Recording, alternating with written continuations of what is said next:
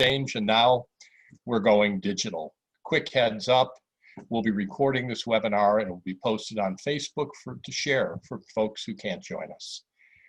We're honored to have a true leader on clean energy and electric vehicles with us, Representative Andy Levin from Michigan's 9th Congressional District.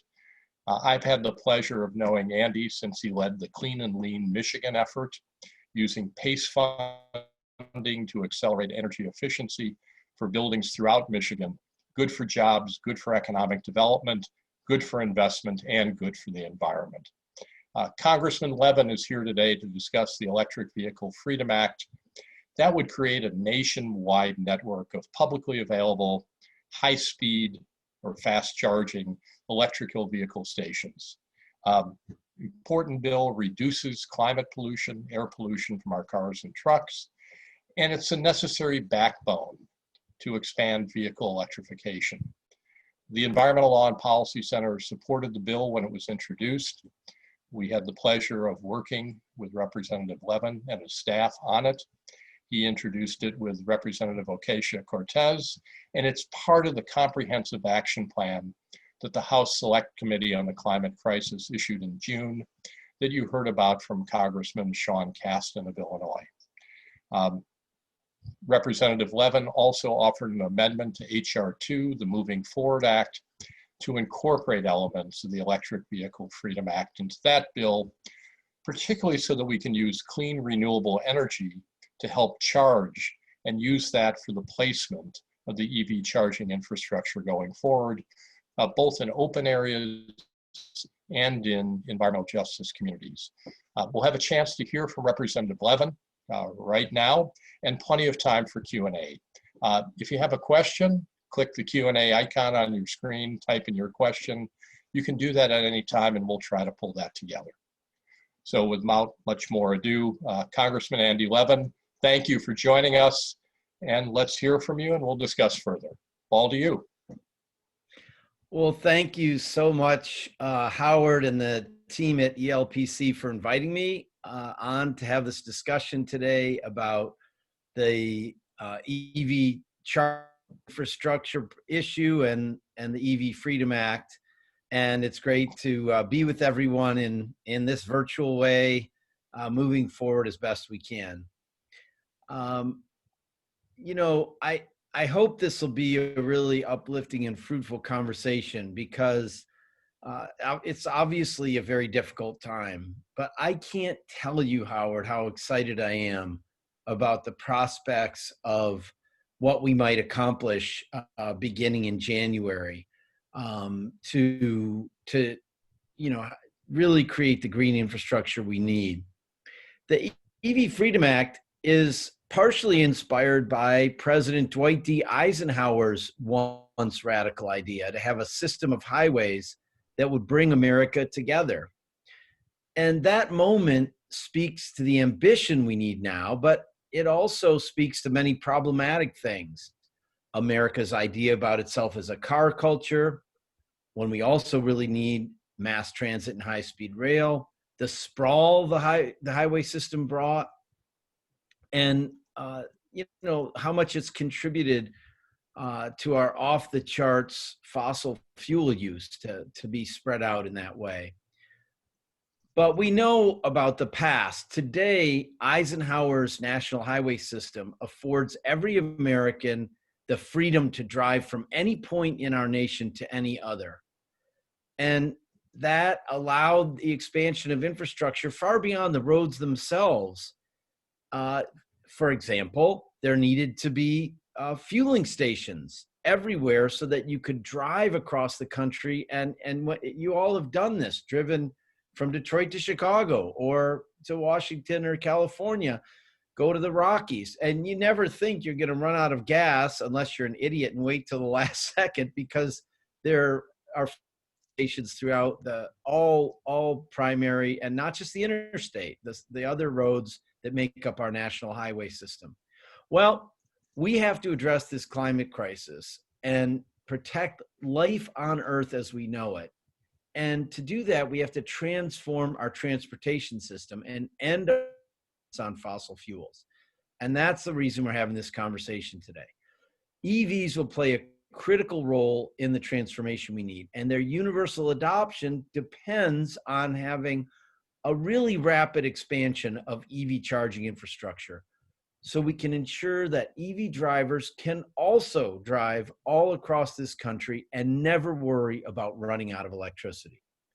Unfortunately, much of the conversation about EV infrastructure has been focused on development mostly in the very limited alternative fuel corridors on the coasts overwhelmingly. However, we know focusing only on those parts of the country leaves out millions of Americans who could greatly benefit from EV infrastructure being built in their own communities. And it also feeds into the narrative about coastal elites, and it leaves out the vast center of the country. And our politics are not going to work that way. I felt like we needed to be thinking so much bigger and bolder for the American people and for our planet, and to politically get this done. So that's why I introduced the EV Freedom Act, as Howard said, with my friend Alexandria Ocasio-Cortez as my lead co-sponsor. The bill is a bold proposal to create a comprehensive national network of high-speed chargers along our nation's public highways within 5 years, in place comprehensively, the interstates and the other the sort of 2-lane national roads all across this country. And by the way, Howard, we included Hawaii and Alaska. So you can't drive to Hawaii, but we want to mandate that people within Hawaii have the same ability as people on the mainland. The bill requires the Department of Transportation, working with the Department of Energy, draft a plan within 2 years after passage of the bill, and then begin to implement the plan right away, including a grant program to fund EV infrastructure development within a year of that. This proposal will ensure that new chargers are built to keep up with new technology, flexible platforms, so we can eventually get to the simple goal of powering up EVs in the time it takes to fill a gas tank. Probably not, by the way, for you nerds, powering up to 100%. As many of you know, the first 80% of filling an electric vehicle's capacity takes about the same time as the last 20. So it's going to be a little different than gasoline, but we're going to get there. And to get there fast, we have to think big and go broad. The EV Freedom Act promotes interoperability. So important, so drivers don't have to fear that chargers won't be compatible with their cars. And I'll just say it straight. Yes, that means that Tesla, that insists on having its own thing, they're going to have to use, as every Tesla driver has, I think, their adapter to use the universal standards, so that it doesn't really matter what make of car you have. Everybody needs to be able to charge. It also prioritizes accessibility in multiple ways. It guarantees that payment methods are secure and convenient and equally accessible, and also that the charging stations built are ADA compliant. Finally, the EV Freedom Act will help secure the automotive and infrastructure jobs of the future. It's got robust Buy American provisions. It's got robust prevailing wage requirements. So we protect hardworking Americans, and we can build a future in which every car on the road is an electric car built here in the United States. And friends, I'm unabashedly talking about good union jobs, like electricians in the IBEW, like utility workers in the United Utility Workers Union of America, and like auto workers in the UAW. In the environmental movement, we've got to start thinking all the time about workers and good middle-class jobs. And what is more, the bill very clear that we must put opportunities for and the needs of frontline and vulnerable communities first. There's not going to be any, having stuff in Evanston and, the nice, those places, and not in the poor communities.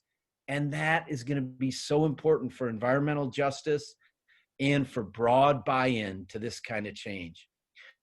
Throughout my career as an activist and as a union organizer, I've held to the belief that for us to make the change that this world so desperately needs, working people at the forefront.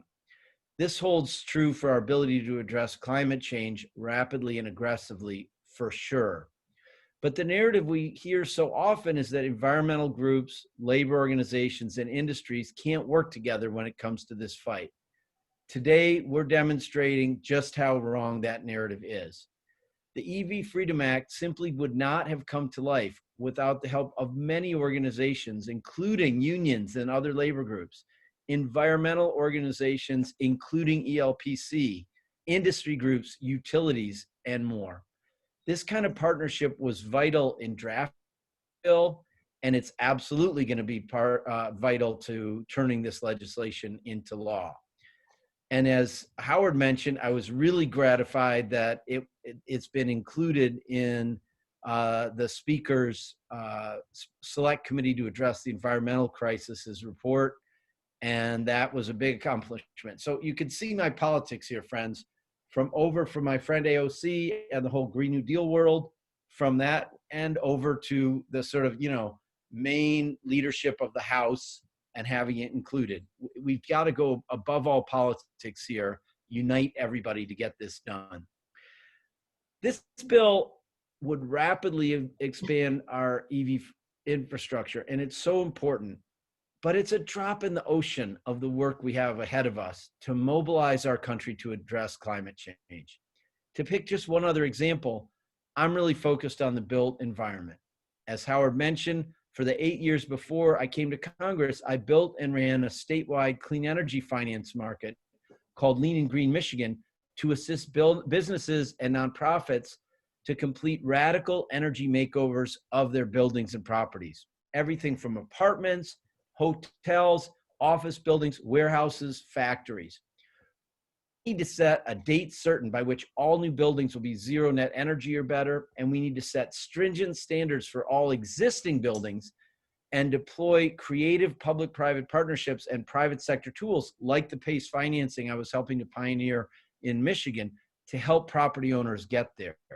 So I'm really proud of the EV Freedom Act, but I just emphasize that it's part of a broader picture. The thing about it is, in each area, we need this kind of an effort like the EV Freedom Act that's fast and comprehensive if we want to tackle climate change. And we have a moral responsibility, 100%, to build a livable and green future for our kids and our children's children across all areas of human life: energy production, agriculture, manufacturing, buildings, transportation.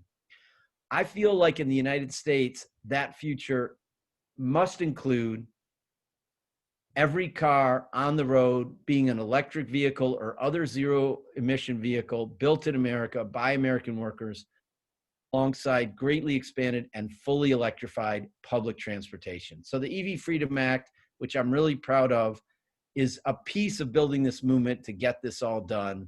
And I hope it brings us closer to that future. With that, Howard, I'll turn it back over to you, and I'm looking forward to our Q&A and the discussion. Congressman, what you're doing is just great. And my bad, I think I called it Clean and Lean Michigan. That's a pretty good name, but Lean and Green. Lean and Green is even better. And your successors working on it are doing a really good job. Oh, thank you. Yeah, I totally left it behind. I hope I left it in good hands. Unlike some people, I severed my ties to my business and, when I took public office. So I'm not involved, but I hope they're doing great. You grew it, you did great stuff with it, and your successors have continued. Lean and Green Michigan, folks. Look it up. Congressman, you have a number of questions about EV tax credits. Will they be continued? Solar tax credits, will they be continued?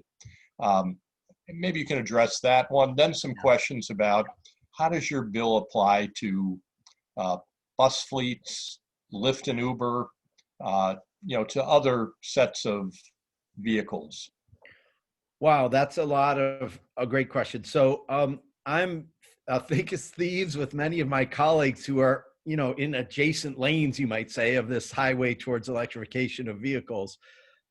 So yes, our plans absolutely include continuation and expansion of tax credits and other incentives for electric vehicles.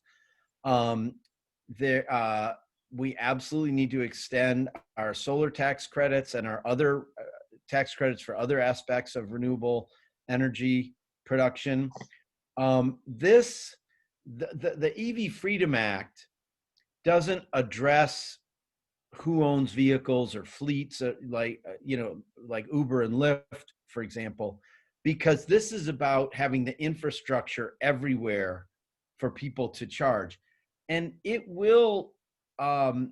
really does get into cities and urban environments, because like right here, sitting in my district near my house, for example, Telegraph Road, which that's what we call it, right? Your roads in your local area, but it's US 24, right? And it's part of that system. So it will do that. But in terms of the density of charging infrastructure we need, this isn't the be all and end all. It's just, this is really about the fact that you've got to be able to get in your car.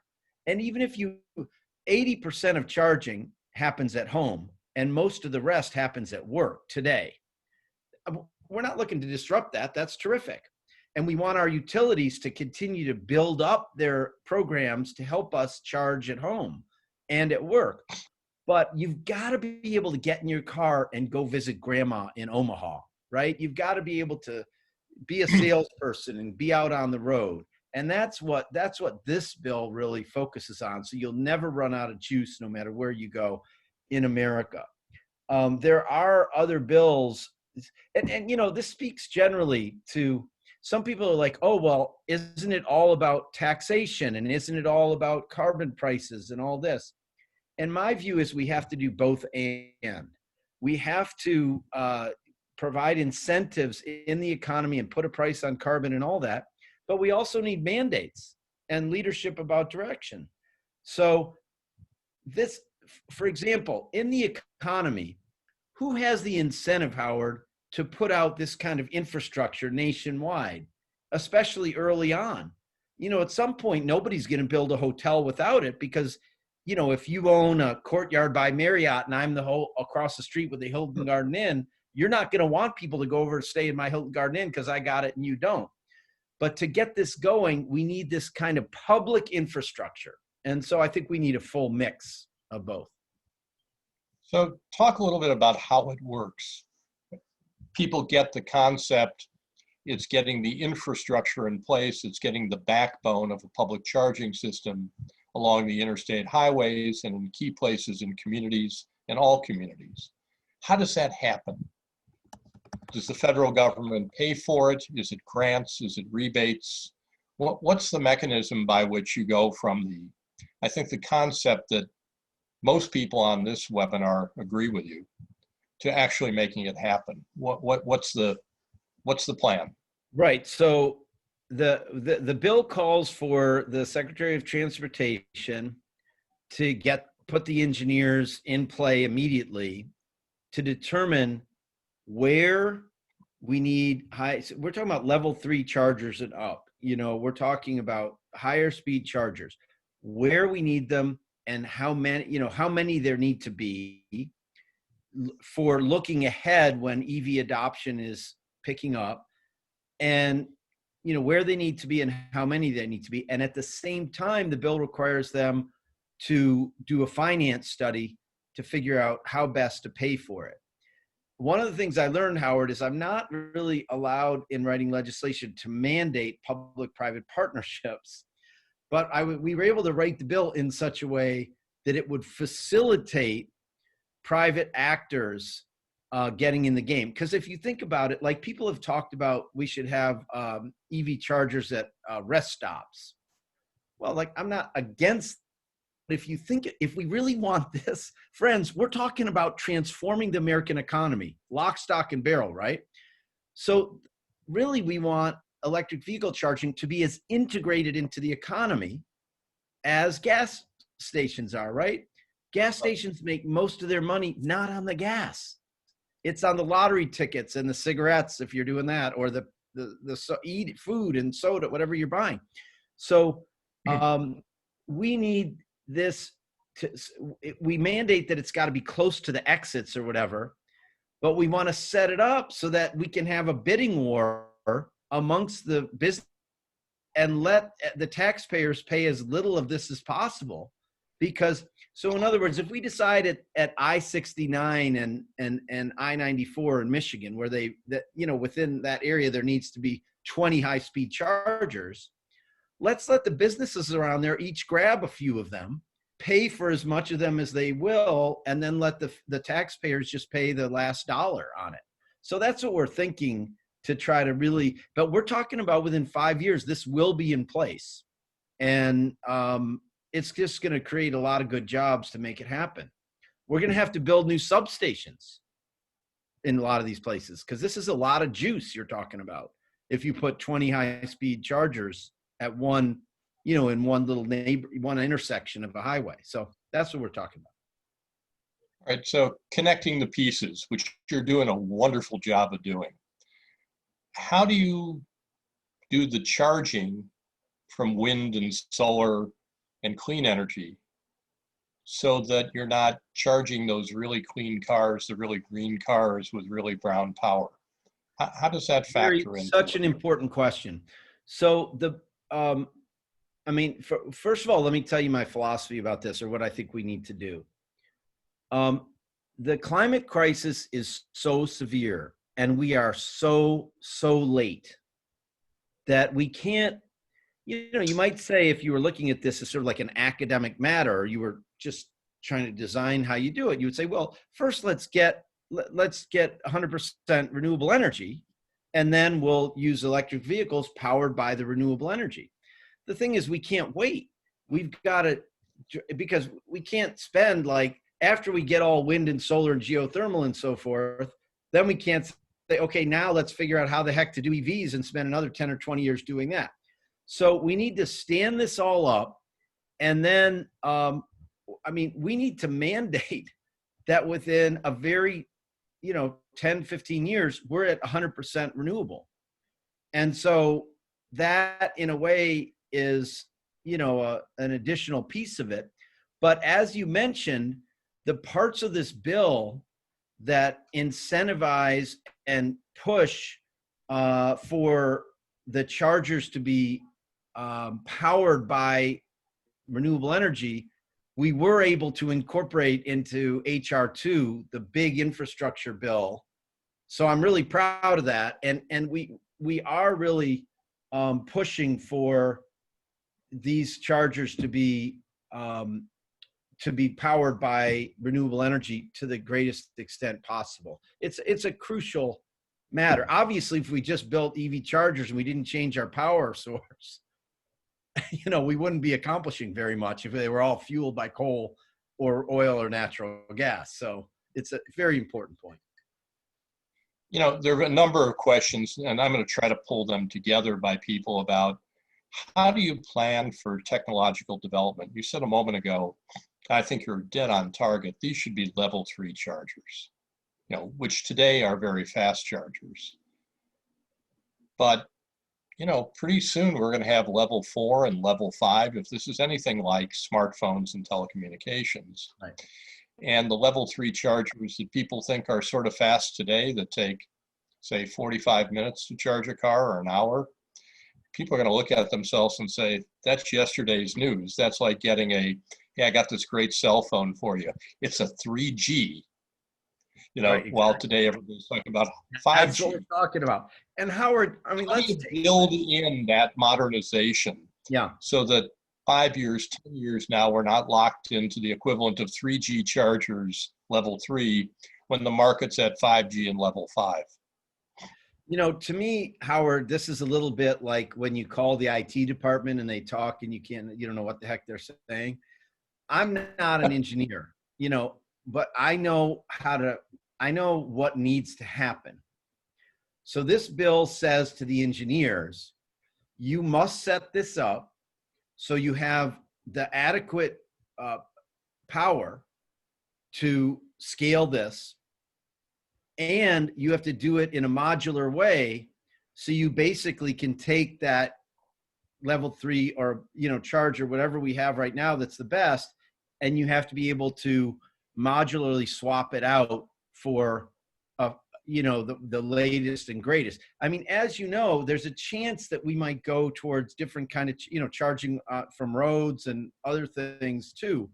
But the planet, day of all days, I mean, when we've got fires that we can't even imagine raging in California, and a horrifying hurricane, in Louisiana. I mean, we can't wait to say, well, let's do small scale experiments, and then when we have an ideal solution. And in fact, as you know from history, it's the driving forward with the technology and broad scale adoption that leads people to have the incentive to say, wait, I've got a faster one. I've got a better way of doing the charging.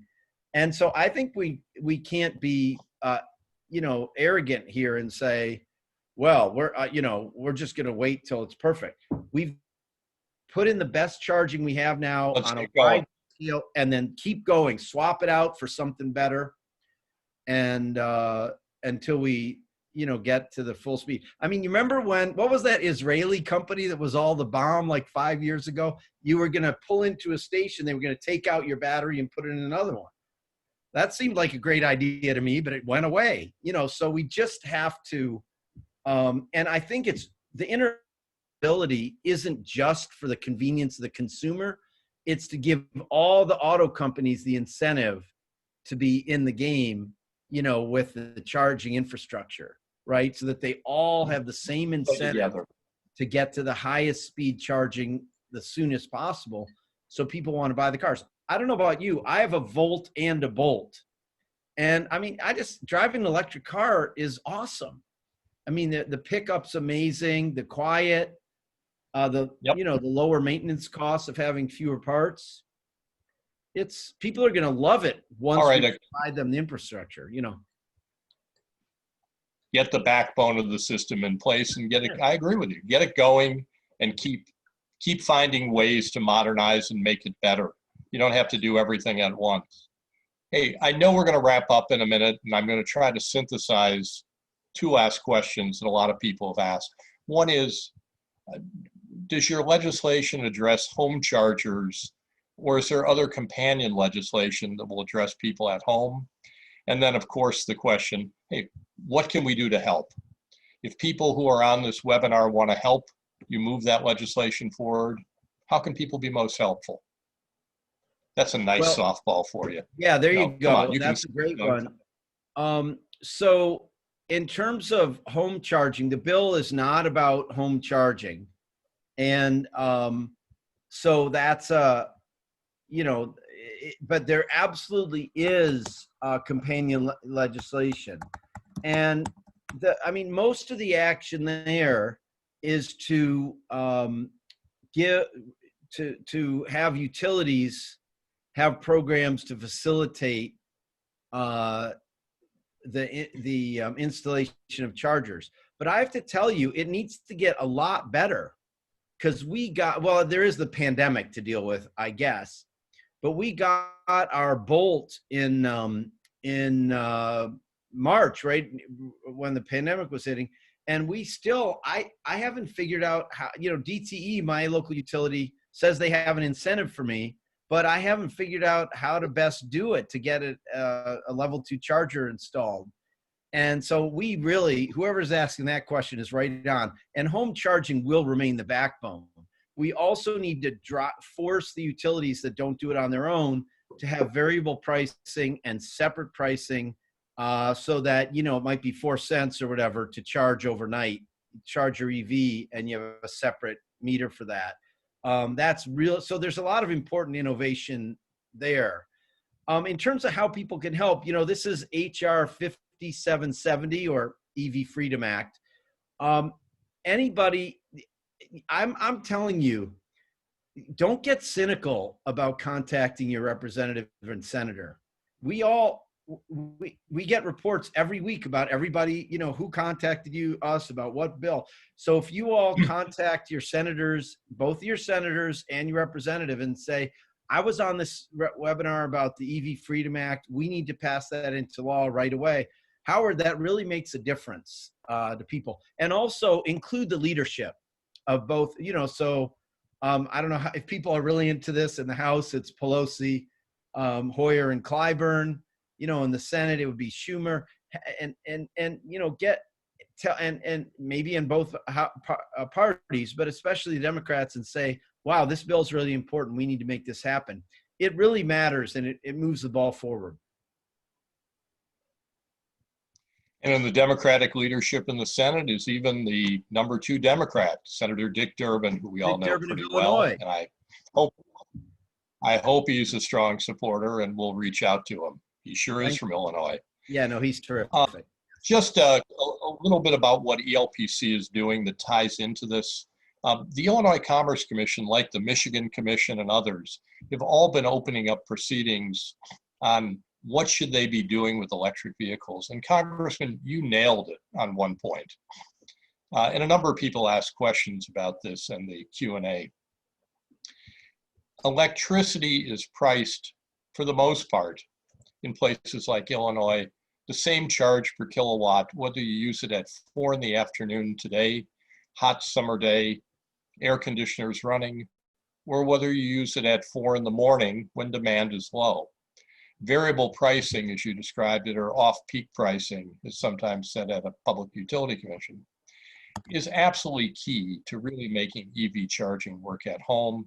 What that means is that if you're charging at night, when demand is down on the system, there's more supply than demand, so the price comes down.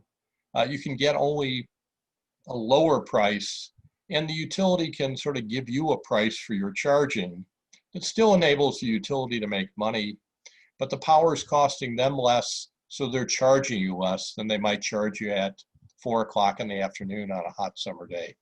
So getting in that variable off-peak pricing for EV charging at night is a win-win. It helps level out the electricity demand in the system, and it helps, frankly, people with EVs be able to access lower cost power and use it, pay the utility a fair rate, but save compared to what they would otherwise be paying during the day. And that's the sort of state utility regulatory commission innovation, whether it's in Michigan or Illinois or Wisconsin or Michigan, Minnesota, that the Environmental Law and Policy Center is going to be very involved in, and it fits nicely with what you are trying to do in the EV Freedom Act. So we will help you, and I think the people who are on this webinar now have a pretty good sense of what to do if they support what you're doing. And I can tell you from the comments, everybody's given you the equivalent of 2 thumbs up. And let's all try to find a way then to translate that, to reach out to our legislators and get them on board with the EV Freedom Act. Congressman, you get the closing word, so go for it. Howard, your work that you're talking about is so important. I was just looking at DTE, the old Detroit Edison. The off-peak, the nighttime and weekend rate is 4.8 cents. And then it's 9.2 cents in the, morning and evening. And in the peak afternoon, it's 16.5 cents. And then they go up to 95 cents on their big, the worst few days of the year. So I'm only a tiny minority, though, of their customers have this. And they did it as like an experiment. And so we've had this. And I'm just going to tell you, folks, it drove my own behavior. This is how important what you're doing is, Howard. It drove our behavior here. When we got a dishwasher, we got one we could be sure had a delay. So we, if you, after dinner, if you set it up to run, but you say, well, do it at midnight, when it's cheap. And so if you can get people to get a charger, a level 2 charger in their home for EVs, you can do pretty much all your charging in that cheap time, or they should have a separate thing. So it's really the work you're doing and the work we're doing in Congress together, that's gonna save this planet. And I just can't tell you how appreciative I am of ELPC's work, and the idea that there's dozens of people on this call. I'm super impressed by that, and I look forward to working with all of you to to tackle this crisis with the urgency which is required. And that urgency is almost more than we can express. So thanks a lot for doing this. You're welcome. Thank you, Congressman, first of all, for joining us today. Thank you for what you're doing on the EV Freedom Act and climate solutions. And thank you for what you will be doing. And all you folks who joined, thank you for joining us. Join us next time. And let's step up and try to work with Congressman Levin to get his legislation passed. All right. See you soon. Thanks, everybody.